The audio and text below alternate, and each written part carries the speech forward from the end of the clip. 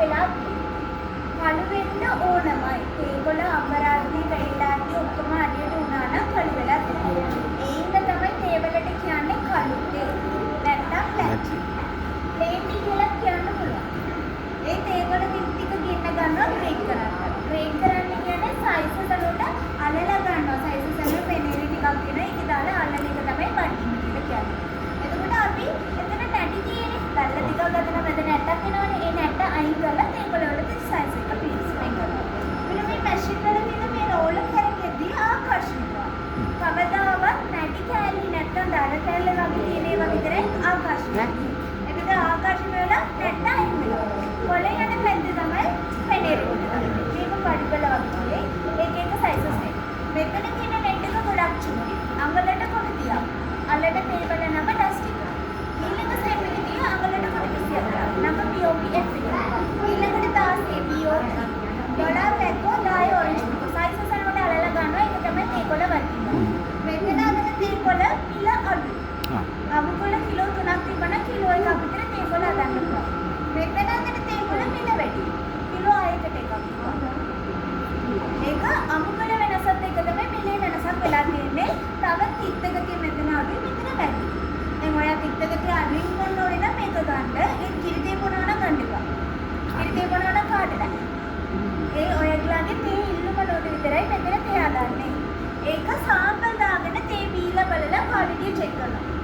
එක්ක රාවල වෙනසක් වෙන්නත් පුළුවන්. ක්ලයිමේට් එක වෙනස් වෙද්දි චූටි වෙනස්කම් වෙන්න පුළුවන්. ඒව දැනගන්න ඕනේ.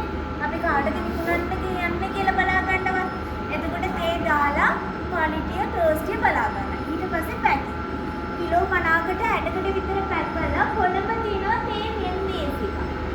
ඒ වෙන්දේසි ඇරෙන්න කොයිවත් ලංකාවේ තේ පැක්ටිස් තේ විකුණන්නේ. වෙන්දේසි දාලා ටිකකට පස්සේ එතනදී ගන්න එනවනේ. ලාවෝජ් හරි, ලිප්ටන් හරි, සිස්ටා හරි, පිටරට නම් බීජය අක්වල් සෑට කම්පැනිස් තියෙනවා. ඒගොල්ලන් තේ අරගෙන ඒගොල්ලන්ගේ නම් දාලා විකුණයි. අපි කිලෝ 50ක බෑග් එකක් දුන්නා නම් ඒගොල්ලන් ග්‍රෑම් 50ක බෑග් එකක් ඔයගොල්ලන්ට විකුණනවා. එතකොට ඒ පැකේජින් එකේ ඒගොල්ලන් ගාවින්ද ඒ නම් දානවා. දෙවෙනිට මේ ක්වොලිටි එක මේන්ටේන් කරන්න ඕන කමක් නැහැ. රා මේන්ටේන් කරන්න ඕනේ. දැන් උඩරට තේ ගාදී ප්‍රභා සංශ්ලේෂණ අඩුවෙන් වෙන තැනක තියෙන තේ ගා.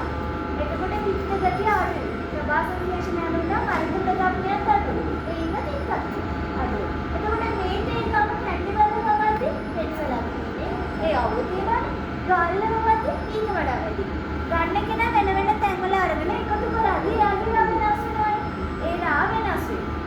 දැන් වෙන්දේසි කියනකොට මෙච්චර ගොඩාක් ඉන්නවනේ. මේ කට්ටියක වෙන්දේසි දෙවිලා කියනකොට මේක තේකට මිලක් කියනවා. එතකොට ඒකේ මිල වැඩි.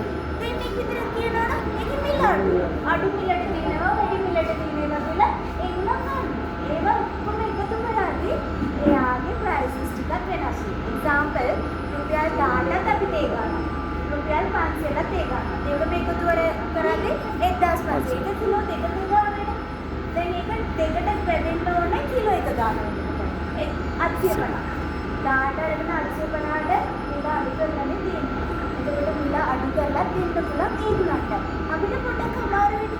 අපි ඔක්ෂන් එකේ ප්‍රයිස් එක බලා ගන්න වෙනවා. ඒකට අදාළ ප්‍රයිස් එකක් තමයි මෙතන දාන්න ඕනේ. ඊට වඩා අඩු කරොත් වෙන්දේසි අඩු වුණොත් අමාරුයි. ගොඩක් ලොකු ගාණක් විකුණන තැනක් නේ.